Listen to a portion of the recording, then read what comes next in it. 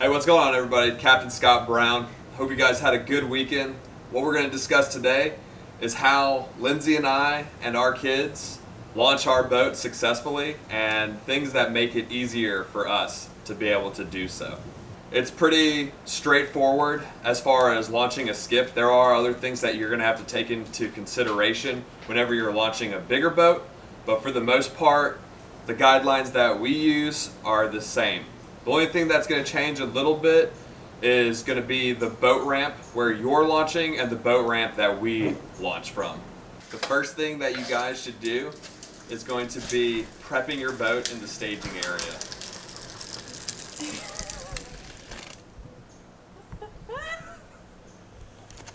Alright, so the first step that we take whenever we're launching our boat is the preparation step.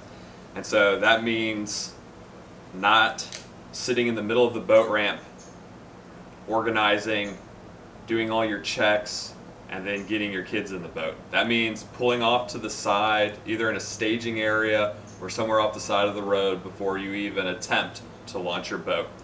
The first thing that we do, check to make sure the plug is in the boat. I'm guilty of throwing my skiff in the water without putting the plug in the boat because I've got a million things going on with the kids. It's easier whenever I have Lindsay to help me out check some of these things in coordination to us prepping for the staging area.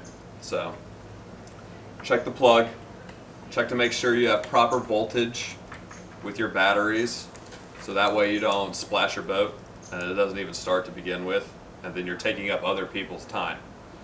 Number 3, whenever you're in the staging area, this is a prime opportunity to get everyone's life jackets on. So in the state of Florida, whenever you're underway, kids have to wear their life jacket. Go ahead and put your life jacket on and get them in the boat so that way you're not taking up more time in the boat ramp. Step 2 is launching your boat in the water. So you're done with the preparation phase, you've done all your checks, you're out of the staging area, you're about to splash the boat. So there's 2 ways to launch a skiff. You can back it down to where the transom starts to float and getting your trailer wet, or there's dry launching. So we do a combination kind of both. I wait till the transom lifts. I don't really like to submerge my tires, so I wait for that water to get a quarter of the way. It's not a true dry launch, but at the same time, I've got a bigger skiff that requires me to put some of the trailer in the water, but then I'll push the rest of the skiff off by hand. That way I'm not submerging the entire trailer in the water. This entire time, if it's just me and Grayton, I have Grayton in the boat with his life jacket on solo. So whenever I push the boat off the trailer, once it clears the bunks, I deploy the power pole utilizing my little key fob. And so whenever it anchors itself to the ground, I don't have to worry about the boat floating away. It remains in place, and then Grayton isn't going to jump into the water, so he's good to go because he has his life jacket on. So step 3 for me is very simple. I park my car in the trailer. I keep eye contact on Grayton in my boat. Remember, it's remained anchored to the ground utilizing my power pole. I just walk back. I usually just walk down the boat ramp since I don't have a dock to be able to park my boat at and then hop off the dock into the boat. So I get wet, but it's really not a big deal. Anyways, I retract the power pole. The boat is free to move. I'm not anchored to the bottom anymore, and then we set off to go fishing. So some things to consider whenever you want your boat to remain in place, whether you leave your kid in the boat or that your kid's with you, is the area that you're putting your boat in. For us, it's really just a path with no dock.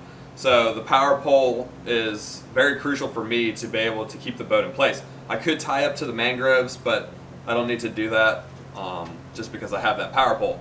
For you guys who are using public boat ramps, it's too easy for you just to back your boat down a little bit, get it out of the way, and then tie it off to the dock. I would be a little more skeptical about leaving my kid in the boat down there because usually there's a greater distance that you're going to have to travel with your boat to park, and then you might not be able to see your kid. It's usually a little deeper water too. So it's all dependent on the scenario. For me, it's literally just like a 50-yard drive to park my car or my boat ramp. So I'm maintaining eye contact on Grayton the entire time, and the boat's secure utilizing the power pole to the ground. Hey, hope you guys liked the video. Be sure to subscribe, share, comment, like, whatever you guys want to do. But we love feedback. Hopefully this video specifically was relevant to you guys and you guys got some good tips and tricks out of it. Again, it's very basic stuff, very simple, but this is for all the parents out there that don't have kids yet but are aspiring parents. So those little tips and tricks that make our life a lot easier out on the water. But hope to see you guys out there. Keep your lines tight. All right, so step 1. Start over. Go ahead, just start over. All right, step 1. The camera on. The camera's on. The key to this, to be successful when launching your kid, is launching your kid into space. Before you launch your kid. Before I kick him into the water, so I'll submerge the boat, I'll push it. Damn, I don't submerge the boat, I submerge the trailer. The whole boat's underwater. The whole boat is flooding with water. Brayton is swimming. But it's okay. I have my power pole button, my little key fob, in my hand, and whenever it's off the trailer enough, I deploy. I'm sorry. What? I'm sorry, keep going.